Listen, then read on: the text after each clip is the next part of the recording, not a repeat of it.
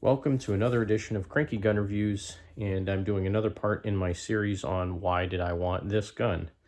Now, the gun we're talking about tonight does not have a background in movies. It is not a extremely well-known firearm. It doesn't have a lot of prestige, but nonetheless, it is a great firearm, and this is why I actually have 3 of these guns on the table. The gun I'm talking about tonight is the Ruger LCR. And the story behind these isn't, like I said, really prestigious or anything like that. A few years back, I was in a gun shop and I was shopping around for a .38 Special revolver. At the time I went in there, they didn't really have any Smith & Wesson J-frames. That's what I was looking for. And I happened upon a Ruger LCR in .38 Special plus P. And they also had a Smith & Wesson Bodyguard .38 plus P, which is the Smith & Wesson Polymer .38 Special. Now, when you pick up a Ruger LCR .38 Special versus a Smith & Wesson Bodyguard .38, the main differences are on the Bodyguard .38, the cylinder release is on the top of the frame up here. Now, to me, that was completely different than every other firearm I've ever handled. The Ruger LCR actually has a button that you roll back. Instead of pushing it forward, sliding forward, it rolls back. So very easy to pop the cylinders open. If anybody's ever shot a Ruger, that's how they do their cylinder releases on their revolvers. So it's a somewhat familiar control because it's in the same location as all the other revolvers I have. And this gun comes either in .38 Special plus P, 357 Magnum, 22 Winchester Magnum, 22 long rifle, I think 327 Federal, 9mm, and maybe 1 or 2 other calibers. So these are very diverse as far as what is offered in the caliber range on these. But I was specifically looking for a .38 Special variant, which this is. So again, when I was in the gun shop, I was looking, I tried this one, I tried the Smith & Wesson Bodyguard .38, and this gun was a much nicer feeling, much lighter gun. And again, safety check this, nothing in it. This has the best double action trigger out of any double action only pistol I have ever fired. It is unbelievably smooth, unbelievably short and crisp. And it just, I can't even explain how good the trigger on this .38 Special plus P Ruger LCR is. So after I got the .38 Special, I've put several hundred rounds through this without a single hiccup, no issues, no failure to fires, none of that kind of stuff, no light primer strikes. So it's a polymer frame gun, has a stainless steel barrel, stainless steel cylinder, stainless steel trigger, and the frame is just a one-piece frame, so it comes down here and it has like a kind of a U-shaped piece in here that the grip slides onto, single screw in the bottom to hold the grip on. I believe these are actually made by Hogue, even though it says Ruger on the back. I believe these are Hogue Tamer grips or Hogue mono grips.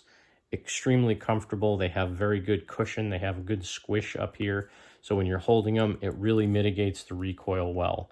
So .38 Special, 357 Magnum, they're really not that bad to shoot. Really lightweight, really comfortable gun.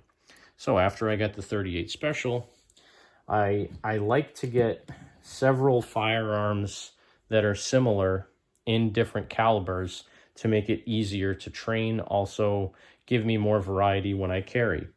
So after I bought the .38 Special, I went looking again actually for about 3 years before I found this 22 Winchester Magnum. So this is a 22 WMR. This is still a 6-shot.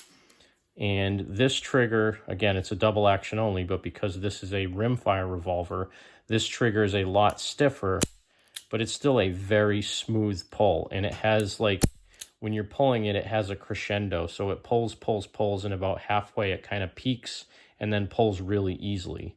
So right about there, when the cylinder is just about to lock, the trigger crescendos and then breaks very easily. So it's probably an 11 or 12 pound trigger. It's very heavy, but it's very smooth. So just the fact that it's a smooth trigger makes it still very easy to shoot. I've shot this out to about 20-25 yards and I still have relatively good accuracy with it. Allows for fast follow-up shots. And this being a 22 Magnum, when you shoot a full power 22 Magnum load, the fireball you get out of the end of this thing is just absolutely phenomenal. I've done several videos on this already, but again, I wanted to feature it in my Why Did I Want This Gun series. So this is the 22 Winchester Magnum. Then it took me another probably 2.5 years before I found this 22 long rifle version. And again, this one you recently saw in my Winchester white box ammo testing video. I haven't really done a video on this one yet, but I'm introducing it today. So this one I bought a little time after Christmas. I bought this gun, and the prices on these have gone up considerably. I think, 4 or 5 years ago, these probably would have cost around $450. Now they're closer to $600, $650. And part of the reason is people want to buy rimfire guns because they're cheaper to shoot. So basically any revolver that you get in 22 long rifle or 22 Winchester Magnum right now are fetching a premium price. This actually costs a lot more than the 38 Special. I could have gotten a 38 Special, another one for between $350 and $425. Still used, you can find them for that, but this one was around $600. So pretty crazy how much the prices have gone up on these, but I have a feeling that for a while longer, prices are still going to continue to climb, so I didn't want to pass this one up. I've been looking for it, like I said, for 2.5 years probably since I bought the 22 Magnum. I think I bought this one in 2019 or early 2020, and this one I just found at the end of 2021. I think I bought this one in 2019. And this one I bought in 2020, late in 2021, almost in 2022. So the 22 long rifle is an 8-shot. The 22 Winchester Magnum is a 6-shot. And the 38 Special 357 Magnum models are both 5 shots. And that's a 38 plus P, not a 357 Magnum. They're actually different revolvers. So same functionality that you have between them. And now I have 3 pistols that are exactly identical in function and form, and I can train with the 22 long rifle revolver, I can train with the 22 Winchester Magnum revolver, and I can shoot the 38 Special as well. And even this little 22 long rifle with this 1 7/8 or 2-inch barrel on here at 15-20 yards, I'm still very accurate, hitting an 8-inch plate or a smaller target than that even with the 22 long rifle. The other thing is, this is the most reliable 22 pistol that I think I've ever shot. I have put all different kinds of ammo through it. I have some, high-end hollow point here. I have some Thunderbolt ammo loaded up. And these are Revision CV speed loaders. I think these are called speed pods. These are specifically made for the LCR and the SP101. They work really cool. You just put them in the cylinder and you push down on this ring where the ammo is held, and it pops down and the ammo falls right in the cylinder. And then when you load it up, you put all the rounds in, and there's a button here on top that'll pop out when you load it. When you put all the rounds in, you push that button back down and it locks the rounds in there securely. These are great. They come with covers, and they also have a loop on them, so you could keep this in your pocket and tie a little string in your pocket, so when you pull the speed loader out, the cover would stay in your pocket. So pretty neat little thing that I have for these. But this is the most reliable 22 long rifle revolver, especially double action, that I've ever fired. It just, no matter what I put in it, cheap ammo, good ammo, the Winchester white box even ran 100% reliably in this gun because the firing pin and the design of this gun is just so well built. So again, speed loaders for these are pretty easy to come by. The Winchester Magnum, these are 5-star speed loaders. I have 2 of them. This is an older model one. And I have a bedside block, so you can actually keep 2 speed loaders in this block, or you can have 6 loose rounds in the block. When you load the speed loader into your gun, you can stick this right on top of the rounds, lock it back in, and then feed another 6 into it. So these are made by 5-star. Again, this is a J2-22 mag.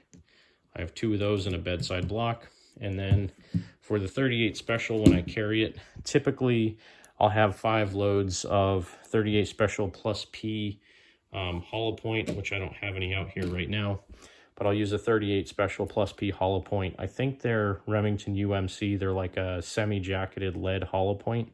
That's what I typically carry in this, and then I'll keep a speed strip in my little watch pocket on my pants. So then I have 5 rounds in the gun and an extra 6 rounds, total of 11 when I'm carrying it.